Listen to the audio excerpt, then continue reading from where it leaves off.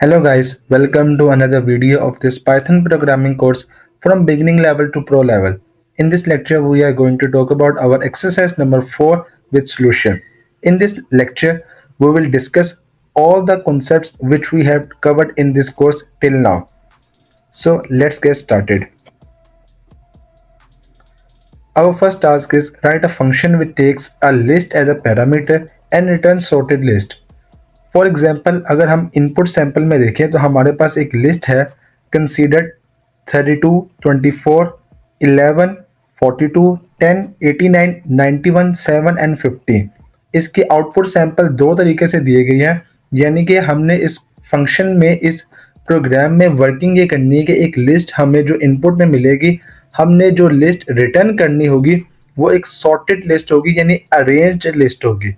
अब अरेंजमेंट दो तरीके से हो सकती है मैथमेटिकली, या तो असेंडिंग ऑर्डर में अरेंजमेंट हो सकती है या डिसेंडिंग ऑर्डर में। असेंडिंग ऑर्डर में क्या अरेंजमेंट होगी कि सबसे जो लोएस्ट नंबर होगा वो सबसे पहले होगा, देन उससे ग्रेटर नंबर, देन उससे ग्रेटर नंबर एंड लास्ट में सबसे ग्रेटेस्ट नंबर सबसे लास्ट में होगा। और डिसेंडिंग ऑर्डर में क्या अरेंजमेंट होगी, जो सबसे लार्जेस्ट नंबर है वो सबसे पहले होगा, देन उससे स्मॉलर, देन उससे स्मॉलर और लास्ट पे सबसे स्मॉलर होगा। तो आउटपुट सैंपल पे जो पहली वाली सैंपल है वो असेंडिंग ऑर्डर में आपको नजर आ रही है, और दूसरी वाली जो आउटपुट है वो आपको एज अ डिसेंडिंग ऑर्डर में नजर आ रही है। अब हमने प्रोग्रामिंग लॉजिक में इसको किस तरह इंप्लीमेंट करना है तो वो अब देखते हैं। तो सॉर्टिंग का बेसिक कॉन्सेप्ट क्या होगा कि सबसे पहले जो लिस्ट हमारी गिवन है 32, 24, 11 and up to so on till the last, सबसे पहले हम दो एलिमेंट्स को पिक करेंगे। 32 और 24 को मैंने पिक किया। अब हमने चेक करना है, अगर हमने इसको असेंडिंग ऑर्डर में इसको सॉर्ट करना है तो जो सबसे स्मॉलर नंबर होगा वो सबसे पहले शिफ्ट होना चाहिए। तो इसलिए हम 32 को 24 को चेक करेंगे। अगर तो 32 24 से ग्रेटर देन है तो उसको स्वैप कर देना चाहिए, यानी 24 और 32 की जगह को हमें शिफ्ट कर देना चाहिए। इसको हम स्वैपिंग का कहते हैं। तो 32 और 24 को हमने स्वैप कर दिया इनटू 24 एंड 32। इसी तरह जो लिस्ट हमारे पास दी गई है, अगर हमने इसको डिसेंडिंग ऑर्डर में स्वैप करना हो तो हम 32 और 24 को लेंगे। तो 34 और 24 ऑलरेडी शिफ्टेड है, यानी 32 ऑलरेडी 24 से ग्रेटर देन है तो स्वैपिंग नहीं होगी। देन 24 एंड 11, 24 और 11 को लेंगे तो 24 11 से ऑलरेडी ग्रेटर देन है तो तब भी स्वैपिंग नहीं होगी। फिर हम 11 और 42 को कंसीडर करेंगे तो 11 42 से स्मॉलर है तो हमें इन दोनों को स्वैप कर देना चाहिए in order to get descending ordered list. ठीक है जी, मैं रिपीट करता हूं। स्वैपिंग में हमने क्या करना होता है, दो नंबर्स को पिक करते हैं और उनको हम, अगर तो कंडीशन फुलफिल होती है तो उसको हम स्वैप नहीं करेंगे, अगर वो कंडीशन फुलफिल नहीं होती तो हम उसको स्वैप कर देंगे, यानी उनकी जगह को हम क्या कर देंगे, चेंज कर देंगे। और ये प्रोसेस हम पूरी लिस्ट के ऊपर लगाएंगे। इस तरह की टेक्निक को, इस तरह की सॉर्टिंग टेक्निक को हम एक न्यू नाम देते हैं, नेम्ड एज बबल सॉर्ट। ठीक है जी, इसकी टेक्निक को हम कहते हैं, ये एक टेक्निक है जिसे हम बबल सॉर्ट कहते हैं, बेसिक मैथमेटिक्स में भी, बेसिक प्रोग्रामिंग में भी। अब हम इसका कोड देखते हैं कि हमने पाइथन प्रोग्रामिंग के अंदर इसको किस तरह इंप्लीमेंट करना है। सबसे पहले मैंने बबल सॉर्ट का नाम का एक फंक्शन बनाया जिसमें मैंने उस एरे को कंटेन कर लिया। एरे और लिस्ट में पाइथन में तो कोई डिफरेंस नहीं आता।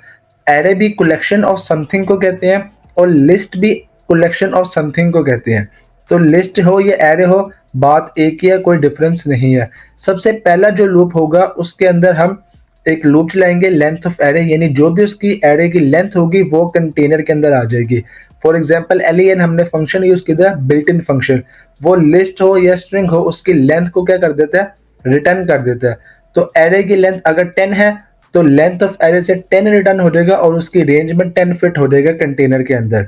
और जो भी उसकी लेंथ होगी वट तो वो len फंक्शन उसको रिटर्न करेगा और उस कंटेनर के अंदर आ जाएगी।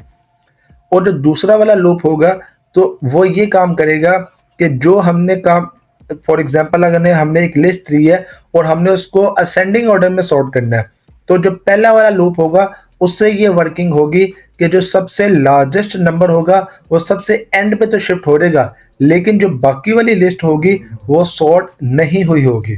तो उसको भी सॉर्ट करने के लिए हमें एक नेस्टेड लूप के तौर पर लेके आना पड़ेगा, एक इनर लूप। और इनर लूप के अंदर हम i-1 तक जाएंगे, यानी जो i की लेंथ है वो तो जो लास्ट नंबर होगा वो तो ऑलरेडी सॉर्ट हो चुका हुआ है। यानी अगर हमने असेंडिंग ऑर्डर पे करना है तो सबसे लार्जेस्ट नंबर सबसे एंड पे जाएगा।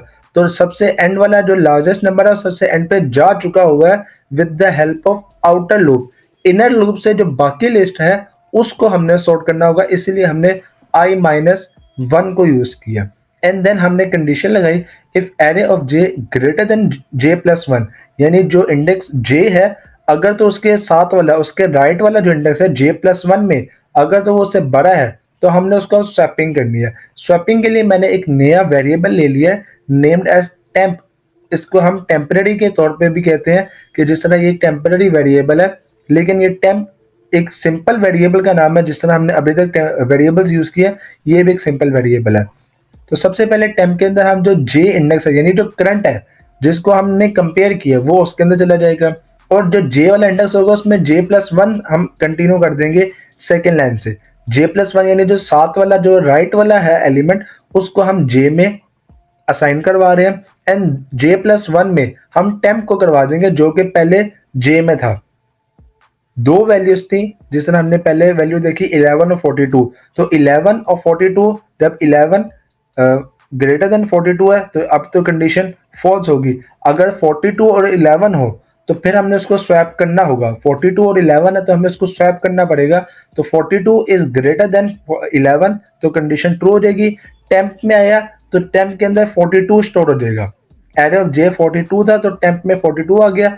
जे जहां पे 42 था अब वहां पर 11 आ जाएगा with the help of this second line j+1। Array of j is equal to array of j+1, यानी 11 42 की जगह अब क्या होगा 11 शिफ्ट हो जाएगा, और जहां पर 11 था वहां पर अब टेम्प यानी जो 42 था वो शिफ्ट हो जाएगा। तो इन तीन लाइन से हमारे पास स्वैपिंग का प्रोसेस हो गया। हमने उन दो नंबर्स की जो जगह थी वो हमने क्या कर दी, चेंज कर दी है, शिफ्ट कर दी है। एंड देन मैंने एंड पे एक लिस्ट बनाई नेम्ड एज डेटा और हमने उसको फंक्शन को कॉल कर लिया, एंड देन हमने इसको प्रिंट करवा दिया। ये सेम प्रोसेस होगा डिसेंडिंग ऑर्डर में शिफ्ट करने के लिए। वो प्रोग्राम वो टास्क आपके पास एज अ असाइनमेंट है, एज अ होम टास्क है। ये जो प्रोग्राम है ये असेंडिंग ऑर्डर में आपको शिफ्ट करके देगा, ऑर्डर करके देगा, लेकिन डिसेंडिंग ऑर्डर में शिफ्ट करने के लिए एज अ होम टास्क आपका, एज अ असाइनमेंट आपके लिए वो आपने खुद करना है in order to get full knowledge and full practice of this concept. Let's move forward to the next task. अगला टास्क है हमारे पास write a function which a list and a value. एक लिस्ट है और एक वैल्यू है। As अ parameter में हम एक फंक्शन के लेंगे return true if value is in that list otherwise return false. अगर तो जो वैल्यू आई है वो उस लिस्ट के अंदर प्रेजेंट है तो ट्रू रिटर्न करना है, अदरवाइज फ्रॉम रिटर्न करना है। तो सिंपली अगर हम देखें तो एक सर्चिंग हो रही है लिस्ट के अंदर से कि whether this number is in that list और नॉट, कि एक नंबर उस लिस्ट के अंदर प्रेजेंट है या नहीं है। अगर है तो हमें ट्रू रिटर्न करना है बूलियन, एंड अगर फॉल्स अगर वो उसके अंदर नहीं है तो हमें फॉल्स रिटर्न करना है as a boolean. So for example अगर हमारी लिस्ट है 67 71 अप टू सो ऑन, तो 56 अगर हम देखें तो उस पूरी लिस्ट के अंदर नहीं है तो आउटपुट में फॉल्स आ गया। एंड देन 12 जो इस लिस्ट के अंदर प्रेजेंट है तो ट्रू रिटर्न हो जाएगा। अब हम देखते हैं कि हमने इसको कोड किस तरह करना है। तो लेट्स मूव फॉरवर्ड। कोड में मैंने एक सर्च नाम का वेरिएबल फंक्शन बनाया और उसमें लिस्ट और वैल्यू नाम के दो वेरिएबल्स बना दिए। लिस्ट में लिस्ट आएगी और वैल्यू में वो वैल्यू आएगी जिसको हमने सर्च करना है। और सबसे पहले मैंने एक लूप लगाया जिसमें लेंथ ऑफ लिस्ट, अगर लिस्ट की लेंथ फॉर एग्जांपल 1000 है तो 1000 टाइम्स लूप इटरेट होगा। अगर सिर्फ 1 है तो सिर्फ 1 टाइम लूप एग्जीक्यूट होगा। जितनी भी इसकी लेंथ होगी वो उस फंक्शन से इस कंटेनर के अंदर आ जाएगी, रेंज के जो ब्रैकेट्स है इसकी कंटेनर के अंदर आ जाएगा और उतने टाइम्स लूप आइटरेट होगा। पर हम वन बाय वन चेक कर रहे हैं लिस्ट ऑफ आई। अगर तो लिस्ट ऑफ आई हर जो लिस्ट का एलिमेंट है वन बाय वन उसको चेक करेंगे क्या ये एलिमेंट वैल्यू के इक्वल है, और अगर किसी भी पॉइंट पे किसी भी लम्हे वो वैल्यू अगर तो उसके बराबर आ जाए तो वो ट्रू रिटर्न कर दे और फंक्शन खत्म हो जाएगा। लेकिन अगर हमने पूरी लिस्ट को चेक कर लिया और कहीं पे भी हमें वो वैल्यू नहीं मिली तो एट द एंड लूप से बाहर आके हमें फॉल्स को रिटर्न करवा देना है कि वो वैल्यू उस लिस्ट के अंदर नहीं है। अगर तो वो वैल्यू उस लिस्ट के अंदर होती तो वो ऑटोमेटिकली ट्रू रिटर्न हो जाता और फंक्शन एंड हो जाता। ये बात नोट करने की है। अगर किसी भी पॉइंट पे उसको ट्रू मिल जाती है, वैल्यू मिल जाती है, तो ट्रू तो रिटर्न होगा और बाकी आइटरेशन खत्म हो जाएगी। फॉर एग्जांपल अगर 10 साइज की लिस्ट है और अगर पहली वैल्यू ही वो वैल्यू है जिसको हम सर्च कर रहे हैं, तो बाकी 9 आइटरेशन नहीं होंगी, बाकी 9 वैल्यूज चेक नहीं होंगी इस कोड से। ठीक है जी। एंड में मैंने लिस्ट बना ली है जिसको मैंने एक टेम्पररी लिस्ट बनाई है एंड देन मैंने फंक्शन को कॉल करके प्रिंट करवा दिया। सो आई होप कि अब आपको ये कॉन्सेप्ट क्लियर हो चुका होगा। Let's move forward to other task. अगला टास्क है हमारे पास find the count sum and average of the list taken from parameter in a function. एक लिस्ट हमने ली है पैरामीटर में, तो उस लिस्ट के अंदर कितनी वैल्यूज है, कितना काउंट है उसका, वो रिटर्न करना है। और उन वैल्यूज को अगर हम प्लस कर दें, जितनी भी वैल्यूज है, अगर 1000 वैल्यूज है, थाउजेंड्स वैल्यूज है, हमें उन सब को प्लस करना है, उनका सम क्या आएगा वो हमें रिटर्न करना है। और उस वैल्यू की, उस लिस्ट की क्या एवरेज होगी, एवरेज नंबर, वो भी हमने रिटर्न करना है इन दिस फंक्शन। तो इसके दो मेथड्स हो सकते हैं, दो फंक्शंस हो सकते हैं। मैंने दोनों को यहाँ पे कंसीडर किया है। सबसे पहले हम कंसीडर करते हैं लेफ्ट साइड वाले साइड को। तो डेफ कंप्यूटेशन में मैंने एक फंक्शन बनाया कंप्यूटेशन नाम का, और उसमें लिस्ट को मैंने एज अ पैरामीटर कंसीडर किया, और count is equal to 0, sum is equal to 0 and average is equal to 0, तीन वेरिएबल्स बना लिए मैंने स्टार्टिंग में। और अब फॉर आई इन लिस्ट, ये दूसरा मेथड होता है एक लिस्ट को या एक स्ट्रिंग को या किसी भी कलेक्शन को आइट्रेशन के लिए। या तो हम रेंज भी यूज कर सकते हैं या हम डायरेक्ट उस लिस्ट का नाम लिख दें या उस स्ट्रिंग का नाम लिख दें और एक वेरिएबल ले लें। जैसे मैंने यहाँ पे आई ली है, तो अब भी यहाँ पे आइट्रेशन हो जाएगी। तो for i in list, then जैसे जैसे आइट्रेशन होती रहे, काउंट में एक वैल्यू ऐड होती रहे, काउंट में हर आइट्रेशन पे काउंट एक इंक्रीज हो जाए, और सम में क्या वैल्यू आई होगी, जो आई है, जो कि लिस्ट के अंदर मौजूद है, वो वैल्यू ऐड होती रहे। एंड देन लूप से बाहर आके हमें एवरेज का फॉर्मूला पता है कि अगर हम सम को काउंट पे डिवाइड कर दें तो हमें उसकी एवरेज मिल जाएगी। तो यही काम मैंने यहाँ पर किया एंड देन मैंने 3 लाइंस पे इसको प्रिंट करवा दिया। देन मैंने इस फंक्शन को कॉल कर दिया।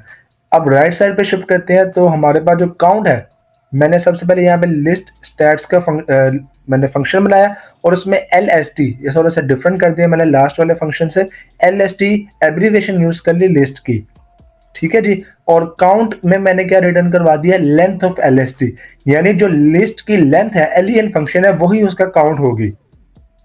ठीक है, यानी अगर लिस्ट में 10 एलिमेंट्स है तो len फंक्शन 10 रिटर्न करेगा और काउंट में क्या आ जाएगा, 10 आ जाएगा।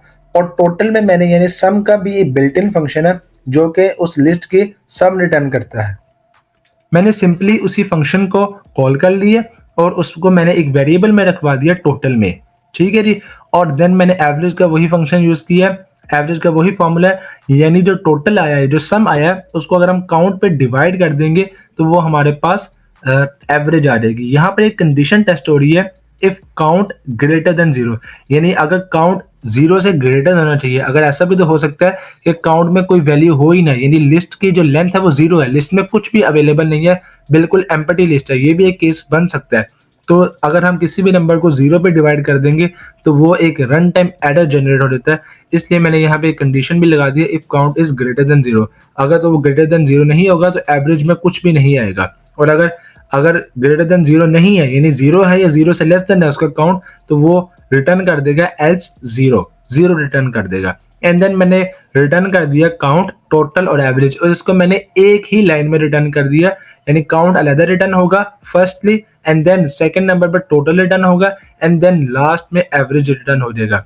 देन मैंने फंक्शन को कॉल कर लिया और मैंने इसको प्रिंट करवा दिया। Let's move forward.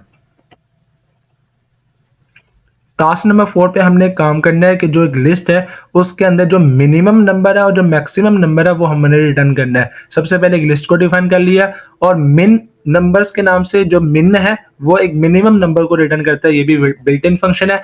मैक्स भी बिल्ट इन फंक्शन है जो कि लिस्ट में से मैक्सिमम नंबर को रिटर्न कर देगा, और देन उसको हमने प्रिंट करवा लिया। This is the very easy task. Then ये हमारे पास नेक्स्ट टास्क है जिसमें हमने सबसे पहले फाइंड करना है find minimum element from list, जो कि हमने लास्ट टास्क में भी अभी किया है कि मिनिमम एलिमेंट को हमने फाइंड करना है। लेकिन थोड़ा सा ट्विस्ट ये है कि subtract it from all elements and print modified list, कि जितने भी एलिमेंट्स उसके अंदर लिस्ट के अंदर मौजूद है उन सब में से उस मिनिमम नंबर को माइनस कर देना है और फिर मॉडिफाइड लिस्ट, जो नई लिस्ट बनेगी, उसको हमने प्रिंट करवाना है। इनपुट सैंपल में देखते हैं जिससे आपको मजीद क्लियर हो जाएगा। फॉर एग्जांपल अगर हमारे पास एक लिस्ट बनी हुई है जो कि आपके सामने विजिबल है, अगर हम नोट करें तो इसमें से सबसे स्मॉलेस्ट नंबर इस वक्त 10 आ रहा है, यानी जो 10 है इस लिस्ट में वो सबसे स्मॉलेस्ट नंबर है। ठीक है, तो 10 को हमने हर एलिमेंट से माइनस कर देना है। सबसे पहला एलिमेंट 37 है, 37 में से 10 माइनस करेंगे तो 27 आएगा। आउटपुट में आप देखें सबसे पहले 27 आ रहा है, फिर 90 में से 10 माइनस किया तो 80 आ गया, 42 में से 10 माइनस किया 32 आ गया, एंड सो ऑन। ये प्रोसेस हमने पूरी लिस्ट के लिए करना है। तो दो काम है, सबसे पहले हमने एक मिनिमम नंबर को फाइंड आउट करना है एंड देन फिर उसको सब में से माइनस कर देना है। So let's move forward to the code of this task. इस कोड पे सबसे पहले मैंने डिफाइन कर दी लिस्ट को, एक लिस्ट डिफाइन कर दी और min ऑफ एलिमेंट का एक वेरिएबल बनाया जिसमें min built in function use करके मैंने उस लिस्ट में से सबसे जो मिनिमम नंबर होगा वो मैंने फाइंड आउट कर लिया। एंड देन मॉडिफाइड लिस्ट के नाम से मैंने एक ऑब्जेक्ट बनाया, एक वेरिएबल बनाया जिसमें मैंने एक लिस्ट रखी है और उसमें मैंने एक लूप लगाया for elm in my list. elm मैंने एक टेम्परेरी वेरिएबल लिया या लूप का वेरिएबल लिया जिससे लूप आइटरेट होगा और उस एलिमेंट में से मैंने मिनिमम एलिमेंट जो आया था उसको मैंने माइनस कर दिया, यानी माई लिस्ट का जो मैंने लिस्ट बनाई है सबसे पहले उसके हर एलिमेंट में से मिनिमम एलिमेंट को माइनस कर दिया और उसको एक नई लिस्ट में रखवा दिया जो कि मॉडिफाइड लिस्ट के नाम से है। एंड देन लास्ट लाइन में उसको मैंने प्रिंट करवा दिया। So that's it, this is the very very easy task. So let's move forward. Next task हमारे पास ये है कि हमारे पास दो लिस्ट है, हमने उनको पेयर वाइज कंसीडर करना है और पेयर वाइज हमने उसको रिटर्न करना है। फॉर एग्जांपल अगर हमारे पास एक लिस्ट है 2 3 4 एंड देन लिस्ट 2 है 5 6, तो हमने इसके जो पेयर बनाने हैं, लिस्ट 1 का हर एलिमेंट लिस्ट 2 के हर एलिमेंट के साथ कंबाइन होगा, यानी लिस्ट 1 का पहला एलिमेंट 2 है, वो लिस्ट 2 के दोनों एलिमेंट्स 5 और 6 दोनों के साथ मैच कर रहा है, यानी 2 5 और 2 6। देन लिस्ट 1 का सेकंड एलिमेंट 3, वो 3 लिस्ट 2 के बाकी दोनों एलिमेंट्स में के साथ कंबाइन होगा 3 5 एंड देन 3 6। फिर लिस्ट 1 का लास्ट एलिमेंट 4, वो भी लिस्ट 2 के हर एलिमेंट के साथ कंबाइन होगा, पेयर बनाएगा 4 5 एंड देन 4 6। तो ये हमारे पास कोड की डिमांड है। Let's move forward to the practical code या Python code of this task.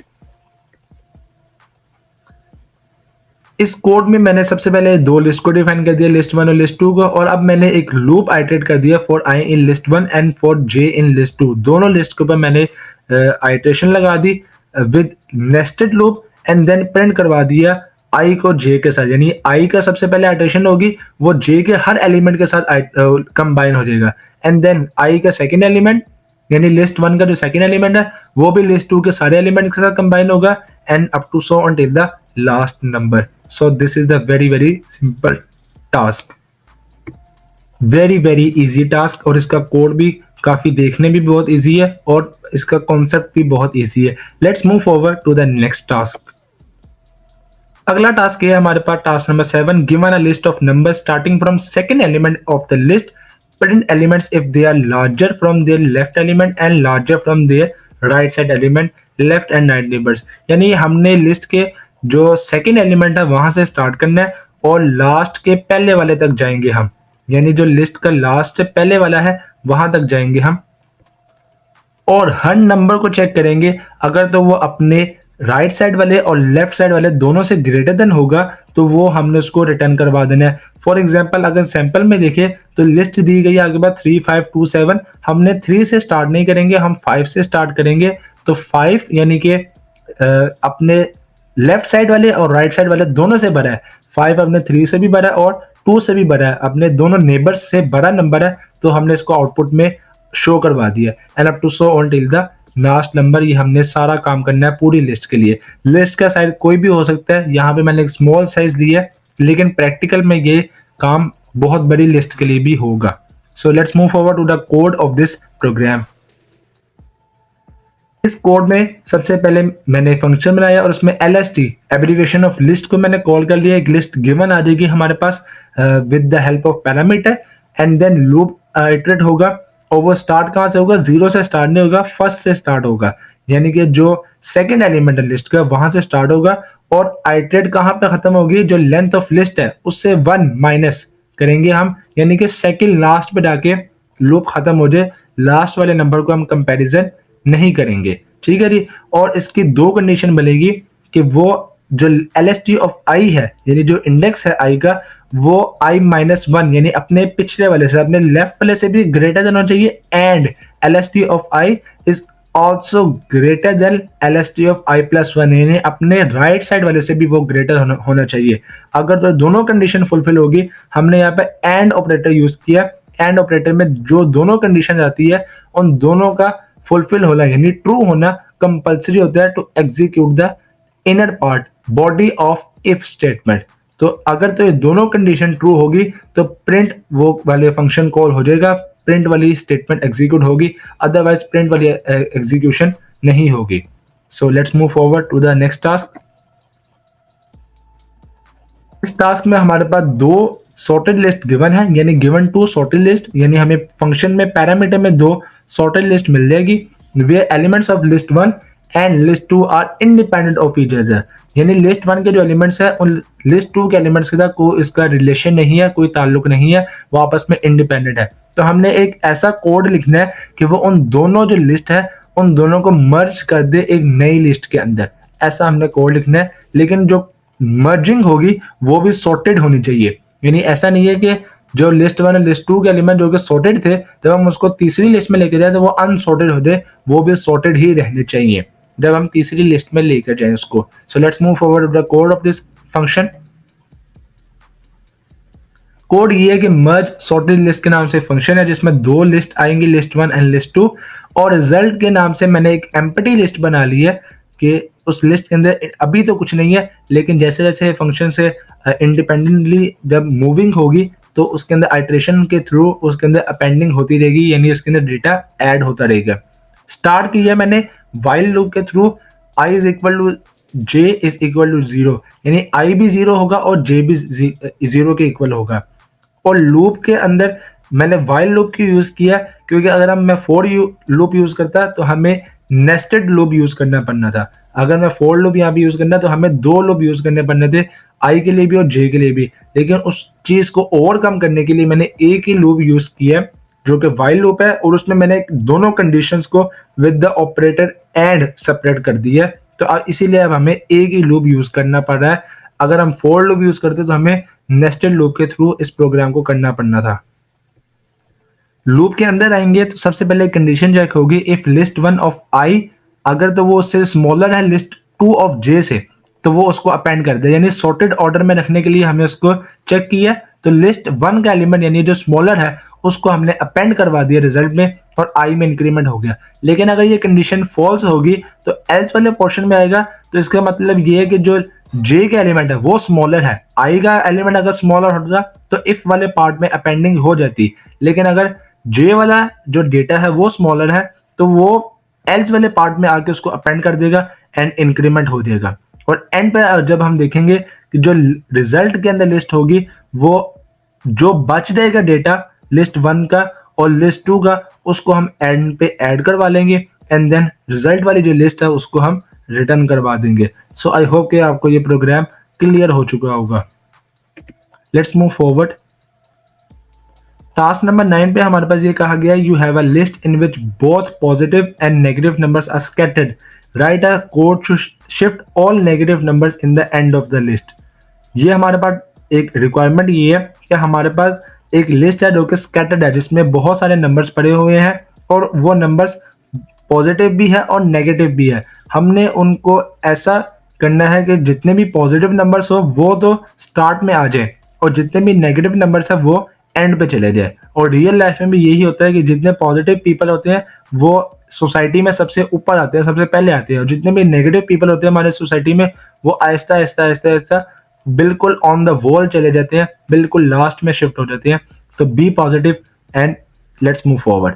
Simple input list में हमारे पास 23 है, 42 है, -12 है, -1 up to so on. And output में क्या आ रहा है कि आप देखिए जितने भी पॉजिटिव नंबर्स है वो सबसे पहले आ गए हैं एंड देन एंड पे आपके पास -12, -1 एंड -9 आ रहे हैं यानी जितने भी नेगेटिव नंबर्स है वो एंड पर शिफ्ट हो गए हैं। So let's move forward to the code of this program. एक लिस्ट बनी है जिसमें नेगेटिव नंबर और पॉजिटिव नंबर्स मिक्स्ड है और पॉजिटिव नंबर्स और नेगेटिव नंबर्स की मैंने अलग-अलग से लिस्ट बना ली है जो कि अभी एम्प्टी है।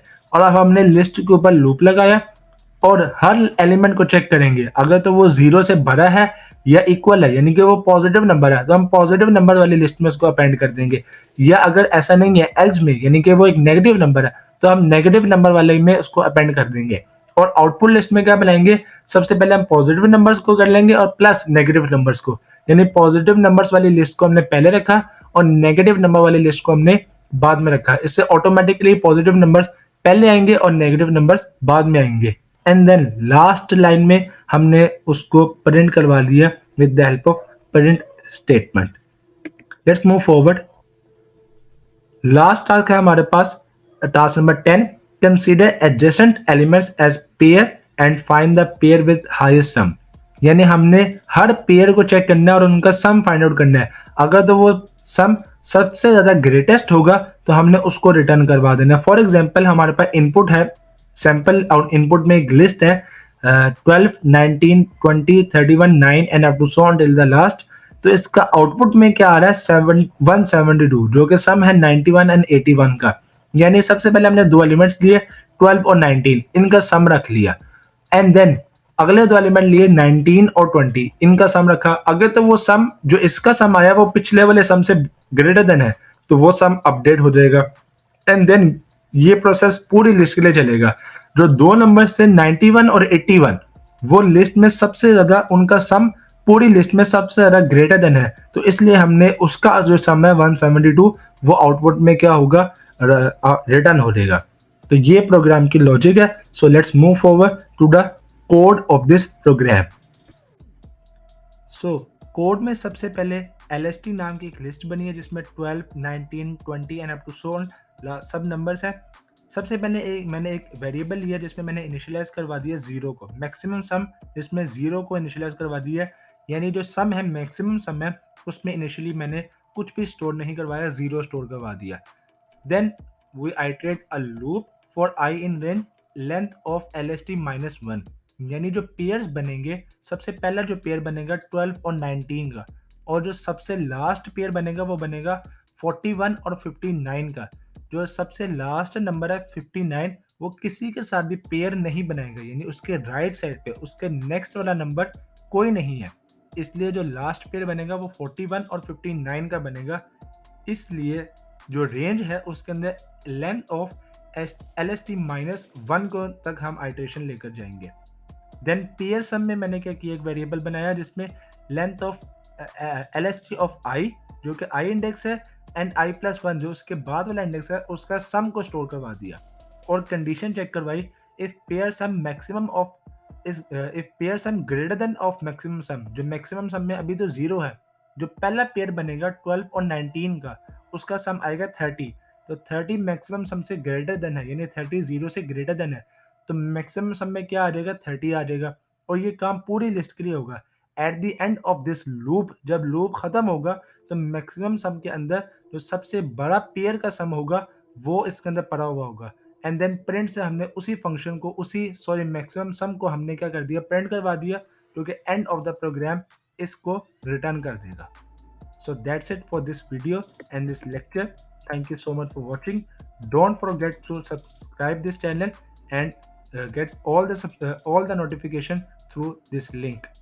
आपको इस चैनल के थ्रू जितने भी कोर्सेज हैं और इस कोर्सेज के अलावा जितनी भी वीडियोस होंगी वो सब मिलती रहेंगी। सो सब्सक्राइब करना मत भूलिएगा और इस वीडियो को लाइक कर दीजिएगा कि हमारे लिए थोड़ी सी अप्रिसिएशन होगी कि हम जो काम कर रहे हैं वो आपको पसंद आ रहा है। और अगर आपको कोर्स अच्छा लगा, ये वीडियो अच्छी लगी है, तो आप लाजमी इसको अपने फ्रेंड्स के साथ, अपने कुलीग्स के साथ शेयर करें। Thank you so much. We will see you in the next video. Till then take care.